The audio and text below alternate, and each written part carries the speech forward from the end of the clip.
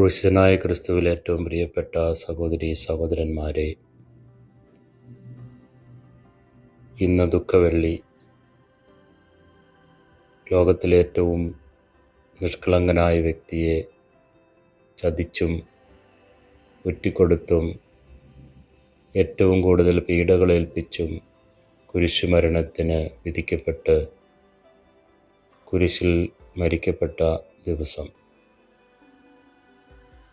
ഈ മരണമാണ്, ഈ പീഡാസഹനങ്ങളാണ് മനുഷ്യന് രക്ഷ കൊണ്ടുവന്നത്.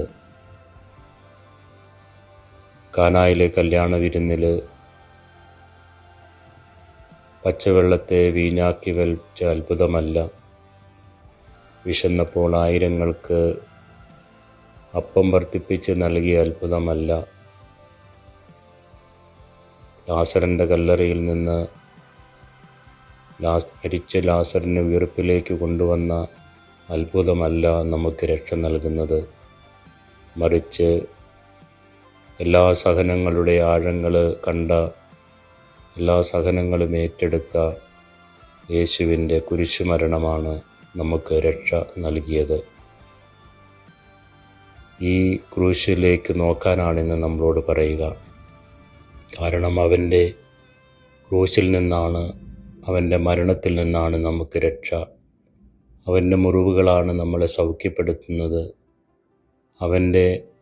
അവൻ നമ്മുടെ പാപങ്ങളാണ് വഹിച്ചത്. എല്ലാ തരത്തിലും വിരൂപനാക്കപ്പെട്ട, ക്രൂശിത്തറയ്ക്കപ്പെട്ട ക്രിസ്തുവിലേക്ക് നമുക്ക് നോക്കാം. മരുഭൂമിയിലെ സർപ്പദംശനമേറ്റ് മരിച്ച മനുഷ്യർ പിച്ചള സർപ്പത്തെ നോക്കിയപ്പോൾ രക്ഷപ്പെട്ടതുപോലെ ഇന്ന് നമ്മൾ ക്രൂശിതനിലേക്ക് നോക്കുക. ആ രക്ഷയുടെ അനുഭവം നുകരുവാനും കുരിശോളം സഹനത്തിൻ്റെ സ്നേഹം വിളമ്പിത്തന്ന ക്രിസ്തുവിൻ്റെ ആ ഒരു സഹനത്തിൽ നിന്ന് നമുക്കും രക്ഷയിലേക്ക് കടക്കാം. ദുഃഖവെള്ളിയുടെ എല്ലാ തരത്തിലുമുള്ള പ്രാർത്ഥനാശംസകൾ ഓരോരുത്തർക്കും നേരുകയാണ്.